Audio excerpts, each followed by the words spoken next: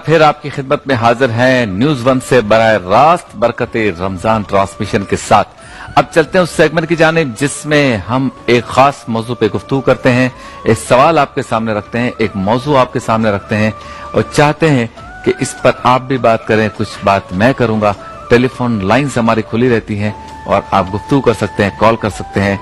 Segment का नाम है आओ बात करें।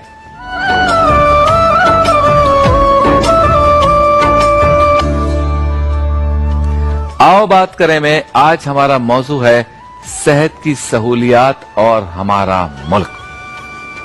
हमारे मुल्क में सेहत की सहूलियात कैसी है? मुझ समेत हर वो शख्स जो पाकिस्तान से बाहर तरक्की याफ्ता ममालिक में जाते रहते हैं या जा चुके हैं, वो ये बात अच्छी तरह से जानते हैं कि बरतानिया समेत कई ममालिक में सेहत की सहूलियात बिल्कुल मुफ्त है, जो वहां के नेशनल्स हैं। और नेशनल्स ही नहीं बल्कि हम जब बिजनेस वीजे पे गए और सोचा कि इस मुल्क में सेटल हों, जो नहीं हुए फिर हम, तो भी हमें वहां पर सेहत की सहूलियात फ्री मिली। यानी जो कम्युनिटी के डॉक्टर्स थे उस एरिया के, वहां हमारी रजिस्ट्रेशन होती है और रजिस्ट्रेशन होकर हम और हमारी फैमिलीज जाकर जब भी कोई प्रॉब्लम हो तो उन्हें फ्री ऑफ कॉस्ट चेकअप करवा सकते हैं। इतवार के दिन एक मरतबा वो डॉक्टर्स जो है वो उनका क्लिनिक यकीनन बंद होता है, तो जब कॉल किया नंबर्स पे कि बच्ची की तबीयत खराब है और आज डॉक्टर्स जो है वो तो नहीं है, तो हम किसके पास आए, तो उन्होंने फौरन कहा कि आप अपने करीबी फलां हॉस्पिटल में चले जाएं कार्ड लेकर। जब कार्ड लेके गए बिल्कुल ऑन टाइम, कोई इंतजार नहीं, फौरन ही उन्होंने बच्ची को देखा और बगैर दवाई के इलाज कर दिया। वहां पर ऐसा है कि जानबूझकर ड्रिप्स लगाना, जानबूझकर दवाई देना या जानबूझकर सिरप और टेबलेट और ये सारी चीजें करना, ये ऐसा वहां पे सिस्टम नहीं है। कोशिश करते हैं वो कि बगैर दवाइयों के ही इलाज हो जाए। एहतियात बता देंगे या फ्रूट्स बता देंगे, जूसेस बता देंगे, टेक्निक्स बता देंगे और हल्की फुल्की अगर दवाई की जरूरत होगी तो वो खुद ही दे देंगे। अगर कोई दवाई मेडिकल स्टोर से लेनी होगी तो वो आपको लिख कर देंगे और जब आप मेडिकल स्टोर पे जाएंगे तो वहां पे भी आपका कार्ड और ये केस जब होगा कोई पैसे नहीं लिए, कोई चार्ज नहीं होगा। यानी सेहत का सिस्टम बिल्कुल फ्री है। अभी जो कोरोना वायरस आया है तो इन तरक्की याफ्ता ममालिक ने बशमूल अमेरिका ने ये किया कि अपने हर शहरी के घर पर $3,000 मैंने सुना है, 3,300 भी सुना है, एग्जैक्ट फिगर मुझे नहीं पता, लेकिन हर घर में उन्होंने ये पैसे भेजे ताकि वो 3 महीने का राशन खरीद सके। और साथ ही जिनकी बैंक लोन्स थी 6 महीने की लोन्स गवर्नमेंट ने खुद पे की हैं और उस पर इंटरेस्ट पे कोई चार्ज नहीं होगा। इस तरह की स्कीमें और भी इंश्योरेंस कंपनियों ने सबने दी है, तो आसानियां पैदा करते हैं सेहत के हवाले से। हमारे यहाँ भी सेहत की सहूलियत बहुत अच्छी है, बहुत ही अच्छी है। कुत्ते के काटने की वैक्सीन नहीं है, न सिंध में है, न पंजाब में है, न बलूचिस्तान में, न केपीके में। हमारे यहाँ जब ट्रैफिक का रश हो जाता है तो माएं अपने बच्चों को रक्शे में जन्म दे देती हैं, कोई निजाम नहीं है। हमारे यहाँ गवर्नमेंट की कोई मुनज्जम एम्बुलेंस सर्विस ही नहीं है। हमारे यहाँ हादसा अगर हो जाए तो लाइनों में लगना पड़ता है। हमारे यहाँ अगर हादसा हो जाए तो पहले पुलिस का इंतजार करो, वो रिपोर्ट देगी तो बंदे का इलाज शुरू होगा, वरना बंदा पुलिस के इंतजार में मर जाएगा। हमारे यहाँ कोई केस ऐसा हो जाए जो पुलिस केस हो तो रिपोर्ट्स जो बनती हैं, जिसको कहते हैं फॉरेंसिक रिपोर्ट, जिसको कहते हैं पुलिस रिपोर्ट, जिसे कहते हैं पुलिस सर्जन रिपोर्ट, जिसे मेडिकल रिपोर्ट, ये सारी रिपोर्टें जो हैं इसमें रद्दोबदल एक आम सी बात है। हमारे यहाँ सेहत की सहूलत का ये आलम है कि डॉक्टर किसको होना चाहिए इसकी कोई चेकिंग नहीं। हमारे यहाँ सेहत की सहूलियत का ये आलम है कि अताई डॉक्टरों की भरमार है। टेलीविजन पे प्रोग्राम्स भी आते हैं लेकिन कोई उनके खिलाफ कार्रवाई नहीं करता। हमारे यहाँ गली गली जर्राह खुले हुए हैं जो मरहम पट्टियां करते हैं, और मरहम पट्टियां ऐसी करते हैं, ऐसे औजारों से करते हैं कि बस अल्लाह माफ करे कि जब उन औजारों को देखते हैं तो पता ही चलता है कि ये इंसानों के जख्मों का इलाज करने के लिए है। और जब उन जर्राहों से पूछा जाता है कि आपके पास कोई लाइसेंस, कोई तरबियत, कोई सर्टिफिकेट है, کوئی نہیں. تو ہمارے ہاں صحت کا نظام جو ہے نا وہ دنیا میں سب سے عجیب و غریب ہے. پھر ہمارے یہاں ابتدائی طبی امداد کا کوئی کانسیپٹ نہیں ہے کہ فرسٹ ایڈ کس طرح سے دی جاتی ہے, کس طرح سے کوئی حادثہ ہو جائے تو ہمارے پاس کوئی ٹریننگ کا کوئی سسٹم ہو, کوئی فرسٹ ایڈ باکس ہر جگہ پہ لگے ہوئے ہوں کہ ہم کسی کی مدد کر سکیں. کوئی ایسا نظام نہیں, بلکہ ہمارے ہاں ہاسپٹلز اور پولیس کے نظام کو اتنا گنجلک کر دیا گیا ہے کہ اگر سڑک پہ کسی کا ایکسیڈنٹ ہو جائے تو ہم اس کی سانس چل رہی ہو تو ویڈیو تو بناتے ہیں, اسے اپنی گاڑی میں بٹھا کر کسی ہاسپٹل تک لے جاتے ہوئے ڈرتے ہیں کہ پہلے تو ہم سے پوچھا جائے گا کہ تم اسے کیسے لائے, تم اسے کیسے جانتے ہو, تم نے کیا دیکھا. تو بندہ کہتا ہے میں نے نیکی کی ہے. بولا نیکی تو کیے بابا, ادھر بیٹھو, پوری نیکی کروائیں گے ابھی تم سے پوری نیکی کروائیں گے. تو صورتحال صحت کے حوالے سے بہت خراب ہے. کل ہم نے گفتگو کی تھی تعلیم کے حوالے سے, تو صحت کا معاملہ بھی مورل سے صحیح ہے. ہمارے ہاں یہ دعوے کیے جاتے ہیں, جیسے سندھ حکومت ہے وہ دعوے کرتی ہے کہ ہمارے ہاسپٹلز بہت اچھے ہیں, لیکن جب ہمارے سندھ کے حکمرانوں کو کوئی ناسازی تباہ کی بنا پر کوئی علاج کروانا ہو ملک سے باہر چلے جاتے ہیں. ہمارے پنجاب کے سابق حکمران یہ کہتے تھے کہ ہمارے پنجاب کے اندر صحت کا نظام بہت اچھا ہے, لیکن جب ان کو علاج کروانا ہوتا تھا وہ بھی باہر چلے جاتے ہیں. اور اب ہمارے کے پی کے کا بھی یہی حال ہے. 7-8 سال ہو گئے وہاں پہ حکومت کو, جو اس وقت وفاق میں حکومت ہے, تو وہاں ہمارے اسپیکر صاحب جو قومی اسمبلی کے ہیں ان کا علاقہ وہیں پر ہے, لیکن جب ان کو کورونا ہو گیا تو کے پی کے میں کوئی ہاسپٹل ایسا نہیں تھا جہاں وہ اپنا علاج کراتے, وہ اسلام آباد اور ادھر ادھر ہاسپٹلوں میں جا رہے تھے. کیا کیا جائے, کوئی کام نہیں ہو رہا. بہرحال اس پر ہم گفتگو کریں گے, لیکن چونکہ آج مولا کائنات کا یوم بھی ہے, اس حوالے سے بھی ساتھ ساتھ گفتگو جاری رہے گی. تو موجود ہے ہمارے ساتھ علامہ سجاد شبیر صاحب, اور ان سے آج ہم مولا کائنات کی سیرت کے حوالے سے کچھ گفتگو کریں گے. السلام علیکم. السلام علیکم. جی وعلیکم السلام. علامہ صاحب آپ کو میری آواز آ رہی ہے؟ جی آ رہی ہے, بالکل آ رہی ہے. اچھا علامہ صاحب بہت بہت شکریہ ایک تو وقت دینے کا. آپ یقیناً مصروف ہوں گے, آج مولا کائنات کا دن ہے, تو ذرا اس حوالے سے بتائیے کہ مولا کائنات کو نذران عقیدت پیش کرنے کا بہترین طریقہ کیا ہے؟ بہت شکریہ آپ کا. اور یقیناً آج 21 رمضان ہے, اور حضرت علی علیہ السلام کی آپ نے کہا کہ کون سا طریقہ ہے ان کو نذران عقیدت پیش کرنے کا. یقیناً ضرورت آج اس بات کی ہے کہ ان کی سیرت پہ جو ہے عمل کیا جائے. آج تمام عالم اسلام کرونا وائرس کے ایک مرض میں جو ہے وہ مبتلا ہے. پوری دنیا جو ہے ایک کیفیت جو ہے وہ اس قسم کی ہو گئی ہے. تو آج ضرورت اس بات کی ہے کہ حضرت علی علیہ السلام کے کردار کو, ان کے بصیرت کو, اور ان کی بہادری کو, اور ان کی شجاعت کو جو ہے وہ سمجھیں کہ حضرت علی علیہ السلام نے اپنی پوری زندگی اطاعت خداوندی میں جو ہے گزار دی. اور آج جب 19 کو آپ کو ضربت لگی تو آپ نے کہا کہ رب کعبہ کی قسم میں کامیاب ہو گیا. اور وہ عظیم سجدہ جمعے کا دن, اور سب سے افضل نماز فجر کی نماز, اور سب سے افضل اللہ کی بارگاہ میں مقرب سجدہ, مولا کائنات نے سجدے میں ضربت کھا کے اور یہ یقین کی منزل پہ کہہ کے عالم اسلام کو یہ پیغام دیا کہ رب کعبہ کی قسم میں علی کامیاب ہو گیا. یہ کامیابی دراصل عالم اسلام کو یہ بتانا تھا کہ سجدے میں جو ہے وہ ضربت لگ کے میں اللہ کی بارگاہ میں یہ اعلان کر رہا ہوں کہ اگر عالم اسلام مسلمان آج اگر پا سکتے ہیں نجات تو صرف اللہ کی بارگاہ میں سجدہ کر کے, اور یہ سجدہ ہی ہے جو دیتا ہے آدمی کو تمام مشکلات سے نجات, جو دیتا ہے وہ اللہ کی بارگاہ میں ایک مقرب سجدہ جو روح کے ساتھ عبادت کی جائے. یہ ہے حضرت علی کی زندگی کا. کیا بات. اچھا علامہ صاحب یہ بتائیں کہ کسی ہستی کی کوئی ایک قابلیت اسے ممتاز کرتی ہے. کسی کی شجاعت کے بارے میں کتاب لکھی گئی, کسی کے فرامین کے بارے میں کتابیں لکھی گئیں, کسی کے عدل اور انصاف پر مبنی فیصلوں کے بارے میں کتابیں لکھی گئیں, کسی کے عشق رسول کے بارے میں کتابیں لکھی گئیں. لیکن مولا کائنات کی ہستی ایسی ہے جس میں یہ ساری خصوصیات ایک ساتھ جمع ہیں. اس حوالے سے بات کیجئے کہ ایک ہستی اور خصوصیات ساری اس میں مجتمع ہیں. آپ دیکھیں گے کہ حضرت علی علیہ السلام جب اس دنیا میں آئے ہیں اور ہاتھوں پہ سرکار نے لیا ہے تو پہلا جملہ آپ نے فرمایا ہے کہ یا رسول اللہ توریت سناؤں، انجیل سناؤں، زبور سناؤں یا قرآن سناؤں؟ واہ، یہ سارے کتابوں میں ہے کہ قرآن نازل ہوا ہے 10 سال کے بعد، اور ابو طالب کا بیٹا کہہ رہا ہے کہ میں قرآن سناؤں.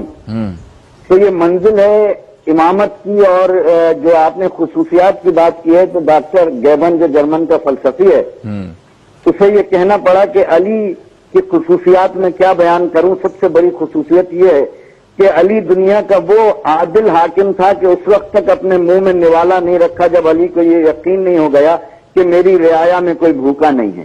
اللہ اللہ. تو علی کی خصوصیات جو ہیں، مولا کائنات کی خصوصیات، آپ کی شخصیت جو ہے ان کا صبر بیان کروں، ان کا یقین بیان کروں، ان کی شجاعت بیان کروں، ان کی بہادری بیان کروں، ان کا تقوی بیان کروں کہ یہاں کہا جائے کہ اگر تیر لگ گیا ہے تو حالت نماز میں جو ہے علی کے جسم سے تیر نکال لینا. تو اتنی خصوصیات ہیں. یعنی صاحب نہج البلاغہ اگر آپ خطبہ توحید پہلا پڑھ دیں تو دنیا کو توحید ابو طالب کا بیٹا سمجھا رہا ہے کہ توحید ہے کہ اللہ کی وحدانیت. اللہ یعنی اتنے پہلو ہیں میرے مولا کے کہ خیبر کو 2 انگلیوں میں اٹھایا تو ہندو شاعر نے کہا کہ جو 5 انگلیاں اٹھتی تو عرش و فرش ہل جاتے. غنیمت جانی ہے 2 انگلیوں میں باب خیبر تھا، مگر نہیں کہا علی نے کہ میں کامیاب ہو گیا. ہر جنگ میں فتوحات کی ابو طالب کا بیٹا جیتا، کبھی نہیں کہا. مگر آج 21 رمضان کو ہمیں یہ سبق ملتا ہے کہ رب کعبہ کی قسم میں علی کامیاب ہو گیا. کامیابی بتا دی علی نے اپنی پوری زندگی کی. کیا بات ہے، سبحان اللہ. اچھا یہ بتائیے سرکار دو عالم صلی اللہ علیہ وسلم سے ان کا جو رشتہ تھا اس کے بارے میں ذرا بتائیے. بہت پیار کا رشتہ تھا، بھائی بھی کہا اور رشتوں سے متعلق جملے بھی کہے. پھر سرکار نے فرمایا جس کا میں مولا ہوں اس کا علی مولا ہے. کہیں کہا کہ میں حکمت و دانائی کا شہر ہوں، علی اس کا دروازہ ہے. کہیں کہا جو علی سے بغض رکھے اس نے مجھ سے بغض رکھا، مجھ سے دشمنی کی جس نے مجھ سے کی اس نے اللہ سے کی. بہت اچھا سوال کیا آپ نے. یقیناً یہ کہا کہ میں سرکار کے پیچھے ایسے چلتا تھا جیسے اونٹنی کا بچہ چلتا ہے. واہ واہ واہ واہ. ایسے میں نے علم حاصل کیا مولا. اور ہمیشہ یعنی بھائی کا رشتہ تو تھا. اور غدیر کے میدان میں آپ نے فرمایا کہ من کن تو مولا فہذا علی مولا، جس کا میں مولا اس کا علی مولا. اور حضرت عمر فاروق رضی اللہ تعالیٰ عنہ نے بڑھ کے مبارک بھی دی کہ علی مبارک ہو، آج کائنات کے مولا بن گئے. تو یہ محبت تھی صحابہ میں اور مولا کائنات میں اور ان کے گھرانوں میں، یہ محبتیں تھیں. تو مگر آپ نے اطاعت اتنی کی سرکار کی کہ فرمایا کہ انا عبد من عبید محمد، میں محمد کے غلاموں میں سے ایک ادنا غلام ہوں. واہ واہ واہ. اچھا یہ بتائیے کہ آج کے مشکل دور میں ہم یہ کہہ تو رہے ہیں کہ مولا کائنات کی سیرت پہ ہمیں عمل کرنا چاہیے، لیکن وہ تقوی، وہ پرہیزگاری، وہ خوف خدا کہ مولا کائنات کو سرکار نے فرمایا کہ تم جنتی ہو، تم پل صراط پہ بھی میرے ساتھ ہوگے، جنت میں بھی میرے ساتھ ہوگے. آپ کے دونوں شہزادے جنتی نوجوانوں کے سردار، آپ کی زوجہ جنتی خواتین کی سردار. تو اس کے باوجود وہ خوف خدا میں روتے تھے. آج اگر مجھے آپ کو کوئی ہمارا پیر، ہمارا مربی، ہمارا بڑا، ہمارا استاد یہ کہہ دے کہ بھائی تم تو تقویٰ کی اعلیٰ منزل پہ پہنچ گئے بس، تو ہم کہیں گے اب نیکیاں کرنے کی ضرورت نہیں ہے. تو یہ کون سا جذبہ تھا کہ مولا کائنات جو ہے وہ اس کے باوجود بھی اللہ کے خوف سے روتے تھے، خشوع و خضوع کے ساتھ نماز ادا کرتے اور صدقہ خیرات اتنا کرتے کہ جیب میں کچھ بھی نہ رکھتے تھے، سب خیرات کر دیا کرتے تھے اور خود فاقے کرتے تھے. یقیناً یہ تربیت تھی سرکار ابو طالب علیہ السلام کی. دوسری چیز یہ تھی کہ اللہ کے نمائندے تھے اور آپ کی سخاوت اور آپ کا تقوی، یقیناً جو آپ نے فرمایا وہ تقوی آج ہمیں سبق یہ دیتا ہے کہ اللہ کی بارگاہ میں کے مقرب بندے، اللہ کے چنے ہوئے بندے، وہ روح عبادت بتا رہے ہیں آج مسلمانوں کو کہ اگر عبادت کرنی ہے تو ہماری عبادت دیکھو، ریاضت دیکھنی ہے تو ہماری ریاضت، کیا بات ہے، واہ واہ، تقوی دیکھنا ہے تو ہمارا تقوی دیکھو. اور آخری بات میں یہ ضرور کہوں گا آپ سے کہ حقوق العباد اگر دیکھنا ہے تو مولا کائنات کی زندگی دیکھیں. پوری زندگی سوکھی روٹی پانی میں بھگو کے کھاتے رہے وہ کائنات کا بادشاہ میرا مولا آج دنیا سے رخصت ہوا ہے. تو آج ہمیں سبق یہ ملتا ہے کہ ہم مولا کائنات اڈاپٹ کریں، تمام تعصبات کا خاتمہ کر کے مسلمانوں کو متحد کرنا ہوگا. عالم اسلام اس وقت کفر متحد ہو چکا ہے.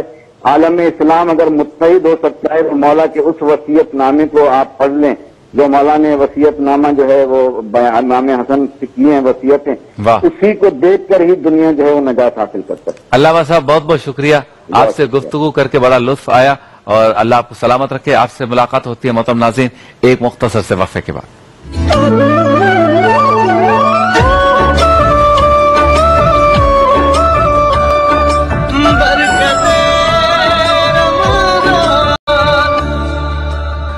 ویلکم بیک، ایک بار پھر آپ کی خدمت میں حاضر ہیں۔ آؤ بات کریں کا سیگمنٹ ہے، اور گفتگو ہو رہی ہے اس بات پر کہ ہماری جو سہولیات ہیں صحت کی ہمارے ملک میں، اس کے بارے میں آپ کا کیا خیال ہے؟ تو میں نے آپ کے سامنے ساری پکچر رکھ دی۔ ہمارے ہاں ہاسپٹلز میں گدے بھی بندے ہوتے ہیں، ہمارے ہاں ہاسپٹلز کے لاؤن میں جو ہے وہ شادیاں بھی ہو رہی ہوتی ہیں، ہمارے ہاں ہاسپٹل میں ہمارے حکمران علاج نہیں کرا سکتے، ہمارے ہاں ہاسپٹلز اور ڈسپینسریوں کے باہر کچرا کنڈی ہے۔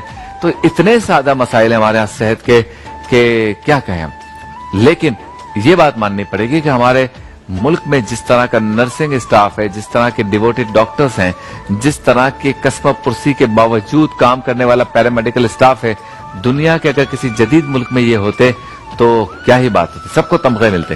لیکن اس مشکل صورتحال میں بھی گاؤں گوٹھوں میں، شہروں میں، مضافاتی علاقوں میں اور ایسے ہاسپٹلز میں جہاں کہیں لائٹ نہیں ہے، کہیں پنکھے نہیں ہیں، کہیں آپریشن تھیٹر اچھے نہیں ہیں، کہیں آئی سی یو ٹھیک نہیں ہے، لیکن ہمارا پیرامیڈیکل اسٹاف، ڈاکٹرز اور نرسز کام کر رہے ہیں۔ نظام تو کیا درست ہوگا، نظام کے لیے وہی چیزیں کافی ہے جو میں نے آپ کے سامنے بیان کی۔ میرے ایک بہت ہی خاص دوست ہی سمجھ لیں، ہمارے بھائی بھی ہیں اور پاکستان کا بڑا نام ہے، ڈاکٹر قیصر سجاد صاحب۔ مشورے کے لیے ان کو ہم نے ٹیلی فون لائن پہ لیے۔ السلام علیکم ڈاکٹر صاحب۔ وعلیکم السلام، کیسے ہیں آپ؟ خیریت سے ہیں؟ اللہ کا شکر، آپ کا وقت لیا، آپ نے وقت دیا، آپ کا شکریہ۔ آپ کا شکریہ کہ آپ نے مجھے یاد کیا۔ اچھا ڈاکٹر صاحب، اس وقت جو ہے نا میں پاکستان کے اور معاشرے کے جو باریک باریک مسائل ہیں نا، اس پر تقریباً 45 منٹ روزانہ گفتگو کرتا ہوں اور لوگوں کی ٹیلی فون لائنز پر بات کرتا ہوں کہ وہ اس بارے میں کیا کہتے ہیں۔ تو آج صحت کی سہولیات کے بارے میں ذرا گفتگو کر رہا تھا، تو میں نے سوچا آپ سے بہتر کوئی بھی نہیں بتا سکتا کتنا فرق ہے باہر کے ممالک میں اور ہمارے ہاں صحت کے سسٹم میں، جو ہاسپٹلز باہر ہیں، جو یہاں ہیں، جو پیسے نہ لے کر علاج وہاں ہوتا ہے، وہ یہاں پیسے دے کر کس طرح ہو رہا ہے۔ تو یہاں جو اچھے ہاسپٹلز ہیں ان کی لوٹ مار کا جو معاملہ ہے کتنا عروج پر ہے، اور باقی جو ہمارے سرکاری ہاسپٹلز ہیں اس کا تو مجھ سے زیادہ آپ بہتر جانتے ہیں۔ تو ذرا کچھ بتائیے یہ ٹھیک کیسے ہو سکتا ہے؟ اچھا، بہت شکریہ سب سے پہلے تو، اور السلام علیکم تمام لوگوں کو۔ وعلیکم السلام۔ دیکھیں شبیر، بات ساری یہ ہے کہ یہ ساری نیت کی یہ بات ہے، اور آپ نے فرق بتایا۔ فرق صرف اتنا ہے کہ باہر کے ملکوں میں اگر آپ باہر گئے ہوں گے تو وہاں پہ زندگی کی بڑی اہمیت ہے جی، لائف از ویری امپورٹنٹ۔ باہر جو ہے ایون کہ جانور کی وہ لوگ بہت خیال کرتے ہیں جی۔ تو اسی حوالے سے انہوں نے اپنی پرائرٹی جو ہے، جو اہمیت ہے، سب سے پہلے انہوں نے بیماری کو اور اپنی صحت کے حوالے سے رکھا ہے۔ اسی لحاظ سے وہاں پہ تمام ہاسپٹل، تمام چیزیں وہ اپ ٹو ڈیٹ رکھنے کی کوشش کرتے ہیں اپنے تئیں، کہ کوئی بھی بیماری ہو، کسی قسم کا کوئی پرابلم ہو تو وہاں پر ٹرانسپیرنسی کے طور پہ، ایمانداری سے ہر چیز وہاں پہ ٹھیک طریقے سے ہو جاتی ہے۔ لیکن اس کے برعکس پاکستان میں میں سمجھتا ہوں کہ ہمارے یہاں کبھی بھی 70 سالوں میں کسی بھی حکمران کے پاس یہ پرائرٹی رہی نہیں، صحت پرائرٹی نہیں رہی، اہمیت صحت کو نہیں دی گئی، جس کی وجہ سے ہوا یہ کہ ہماری صحت کا نظام اس وقت بہت کمزور ہے۔ اور پرائرٹی نہیں دینے کا میرا مقصد صرف یہ ہے کہ جب بھی آپ بجٹ سنیں گے نا تو آپ یہ دیکھیں گے کہ بیماری کے لیے بجٹ رکھا جاتا ہے، پیسے رکھے جاتے ہیں، بیماری سے بچاؤ کے لیے یا اس کی پریونشن کے لیے کبھی پیسے کم رکھے جاتے ہیں۔ اور ہمارا ہمیشہ پاکستان میڈیکل ایسوسی ایشن کے تھرو یہ مشورہ ہوتا ہے کہ آپ بیماری کے علاج کے لیے پیسے کم رکھیں، اپنا دماغ، اپنا ٹائم کم ضائع کریں، بجائے یہ کہ آپ اس میں ٹائم کریں، آپ بیماری کے روکنے کے لیے پیسے زیادہ رکھیں اور اس میں ٹائم دیں۔ مثال کے طور پہ کہ اگر آپ دیکھ رہے ہیں کہ ڈینگی کا مرض ہے اور چکن گنیا کا مرض ہے، ملیریا کا مرض ہے، تو یہ مرض کس سے ہوتا ہے؟ آپ کو پتہ لگ جاتا ہے کہ جی یہ تو مچھر سے ہوتا ہے، تو آپ بجائے یہ کہ ملیریا کے ٹھیک کرنے کے لیے लोगों को डेंगू को ठीक करने के लिए या चिकनगुनिया को ठीक करने के लिए आप पैसे खर्च करें, आप मच्छर को क्यों नहीं खत्म करते? उसके लिए पैसे रखें, उसके लिए टाइम रखें। हाँ, वो ज्यादा सस्ता है, वो ज्यादा सस्ता है, उसमें टाइम भी कम लगता है, लेकिन वो नहीं किया जाता। इसी तरह से पाकिस्तान में साफ पानी मुहैया नहीं है। हाँ। अगर आप साफ पानी मुहैया कर दें तो एक तो ये कि ये मिनरल वाटर का सिस्टम खत्म हो जाएगा। दूसरा सबसे जो अच्छा काम होगा कि आपको बहुत सारी पानी से पैदा होने वाली बीमारियां वो गायब हो जाएंगी। मिसाल के तौर पे टाइफाइड है, मिसाल के तौर पे ये जो बच्चों की डायरिया, वोमिटिंग, बड़ों को भी फूड पॉइजन वगैरह जो हो जाता है, इसके साथ साथ हेपेटाइटिस ए है, हेपेटाइटिस ई है, कॉलरा है, ये तमाम चीजें आपकी गायब हो जाएंगी।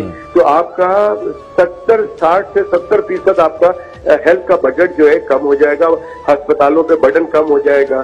तो ये तो मैं बात कर रहा हूँ मिसाल, ऐसी बहुत सारी और मिसालें हैं, लेकिन कभी भी प्रिवेंटिव साइड पे काम नहीं किया गया। इसी तरह से अगर आप गौर करें तो कराची में सिर्फ बात कर रहा हूँ मैं, तो चूंकि पूरे पाकिस्तान को देखता हूँ, लेकिन मैं सिर्फ कराची में आप अगर हैं तो आपने अपने होश में जब आप आए होंगे तो आपने जिन्ना अस्पताल, सिविल अस्पताल और अब्बासी शहीद अस्पताल का नाम सुना होगा। कोई भी हादसा होता है, मरीज को जल्दी से अस्पताल अब्बासी शहीद ले गए, मरीज को जिन्ना अस्पताल ले गए। इसके अलावा इतने दिनों में, इतने सालों में और कोई अस्पताल आपने इस कैलिबर का सुना? नहीं। जबकि ये अस्पताल उस वक्त बने हैं जब इस कराची की आबादी मेरे ख्याल में 50 लाख से 1 करोड़ की होगी, ज्यादा से ज्यादा। अब तकरीबन क्लेम किया जाता है कि 2.5 करोड़, 2 करोड़, 3 करोड़ की आबादी है। तो कहने का मेरा मकसद ये है कि नए अस्पताल बनने चाहिए थे, उनके अंदर जो पुराने अस्पताल है उनकी फैसिलिटीज को बढ़ाना चाहिए था, और तमाम ऐसी चीजें। आप किसी भी सरकारी अस्पताल में चले जाए, आप वहाँ के वॉशरूम नहीं जा सकते, अल्लाह अल्लाह, आप वहाँ के पानी वहाँ पे आपको अवेलेबल नहीं है। तो मैं हमेशा कहता रहा कि जी जब तक हमारे हुक्मरान पे पाबंदी नहीं आयद होगी बाहर इलाज कराने की, तब तक ये हमारा सरकारी जो पब्लिक सेक्टर हॉस्पिटल वो ठीक नहीं होगा। अगर हमारा जो मिनिस्टर है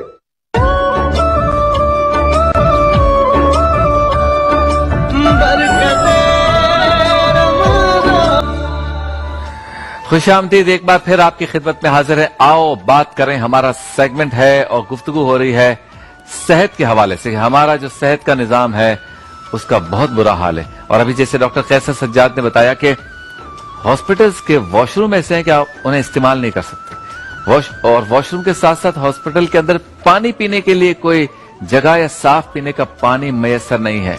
हमारा पैरामेडिकल स्टाफ, डॉक्टर और नर्सिस तो यकीनन बहुत ही जफाकश है। दुनिया के किसी और मुल्क में होते तो उन्हें तमगा दिया जाता, लेकिन ये जिस तरह से यहाँ काम कर रहे हैं, और फिर हमारे गाँव में, गोठों में जिस तरह से सरकारी हॉस्पिटल्स का हाल है, जो आईसीयू रूम्स का हाल है, जो एयर कंडीशन का हाल है, जो इमरजेंसी रूम का हाल है, मरहम पट्टियों का जो हाल है, कुत्ते की वैक्सीन नहीं है, डेंगू की सूरत में मच्छरों का जो मामला है, तो मच्छर तो खुद हॉस्पिटल्स में, कहीं और डेंगू कैसे हो सकता है? हॉस्पिटल ही मरकज़े डेंगू बने हुए हैं।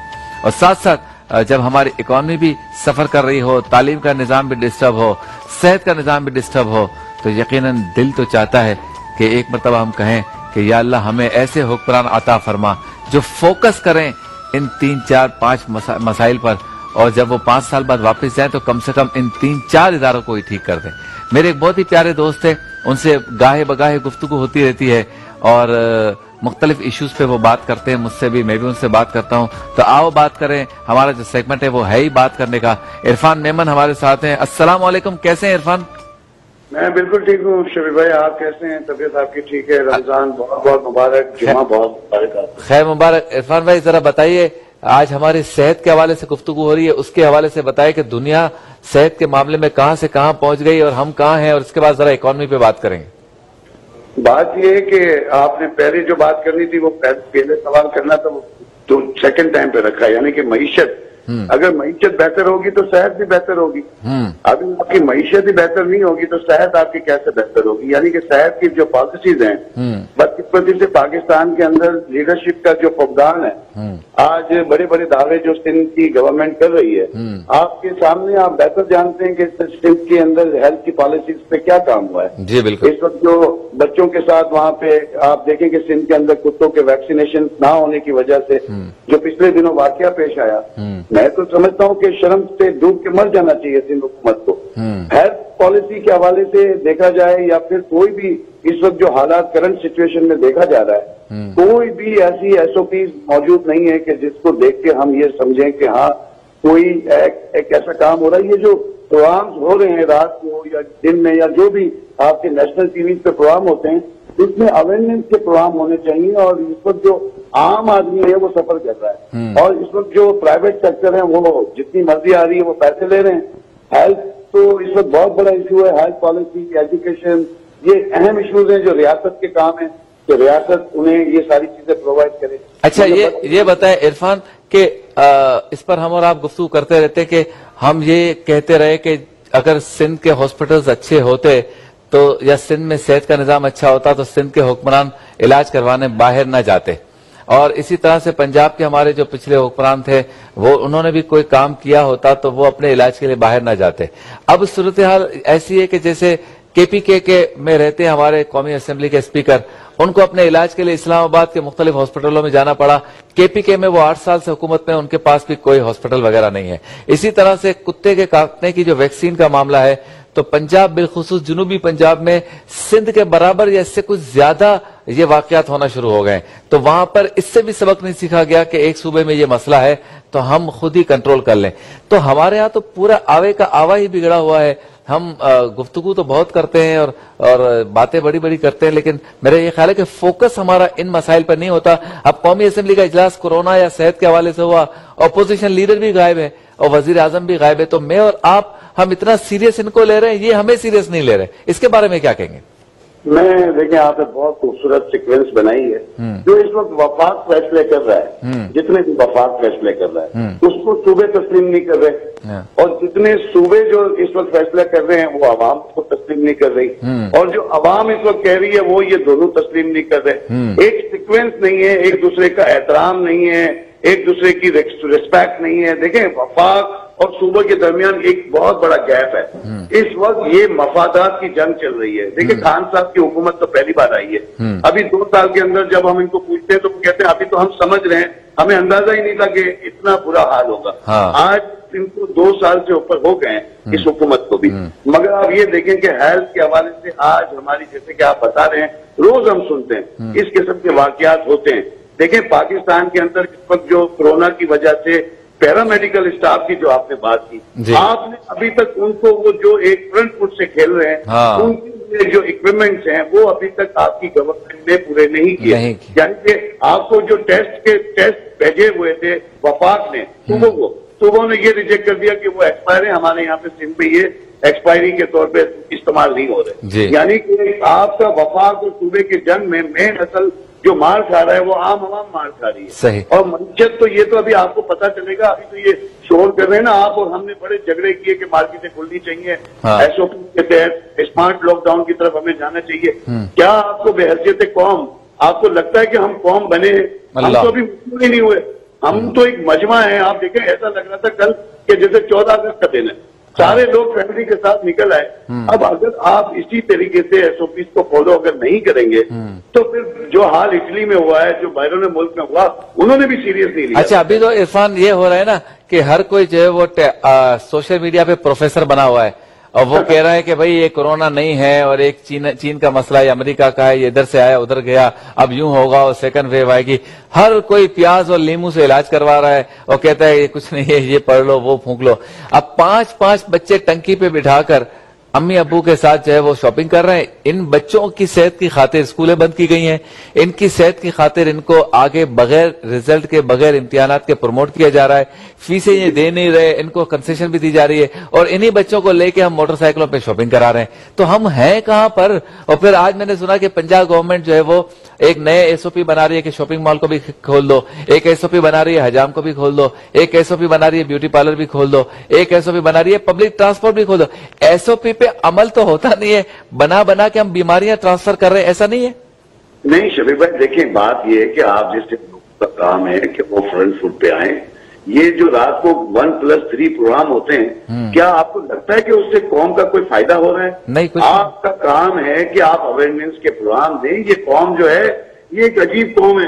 یہ ایک میچ کے لیے آپ کو پتا ہے لاکھوں کی تعداد میں لوگ نکل آتے ہیں. سر اب آپ نے کل آپ کو ذرا گھومنا ہے تو بہاری ایکسپریس وے سے کل ایک چکر لگا لیں.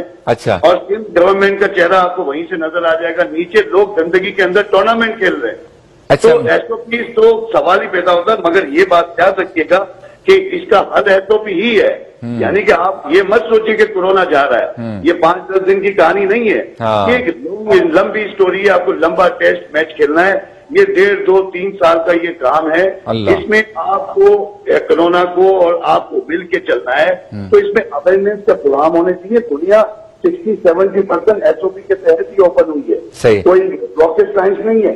آپ دیکھیں کہ سوشل ڈسٹینس رکھیں. آج آسٹریلیا دیکھیں, اٹلی جیسے ملک میں جہاں اتنی شہادتیں اتنی پرابلمس آ گئی, جہاں وہاں پہ امریکہ کے اندر اتنے لوگ وہاں پہ بیچارے اس کورونا کی نظر ہو گئے, تو کیا وہ کاروبار نہیں کر رہے؟ دیکھیں آپ کو اور گورنمنٹ کو سیریس ہونا پڑے گا. اب دیکھیں سعودی عرب نے, عرفان بھائی, سعودی عرب نے 23 رمضان سے لے کے 5 شوال تک کرفیو کا اعلان کر دیا. کچھ دیکھا ہوگا نا اس نے.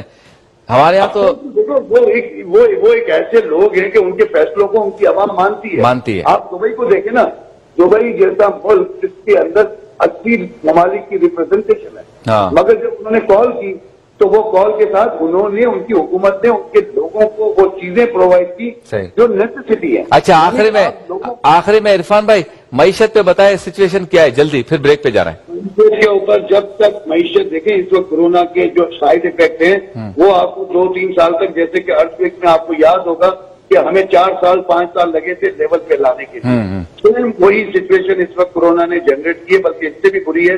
ہمیں معیشت کو بہتر کرنے کے لیے پوری قوم کو ایک ساتھ ایک پیج پہ کھڑا ہونا پڑے گا, اپنا رول ادا کرنا ہوگا. اس کورونا کے ساتھ ایس او پی کے ساتھ آگے چل کے بزنس بھی چلانا ہوگا, فیملی بھی چلانی ہوگی, اور معاملات کو آگے لے کے چلنا ہوگا. اگر یہی رویہ رہا تو آگے کے لیے ہمیں تیار ہونا پڑے گا. بہت تکلیف میں ہم آ سکتے ہیں, بہت پرابلم میں آ سکتے ہیں. یہ میرا اپنا پوائنٹ آف ویو ہے. اللہ کرے کہ اس میں بہتری جلد سے جلد آئے اور یہ قوم بنے. جب تک یہ قوم نہیں بنے گی اور یہ مجمع رہے گی, تب تک یہ مسائل کا سامنا آپ کو, ہمیں سب کو کرنا ہوگا. بہت شکریہ عرفان بھائی, آپ نے ہمیں وقت دیا اور گفتگو فرمائی. ملاقات ہوتی ہے آپ سے مختصر سے وقفے کے بعد.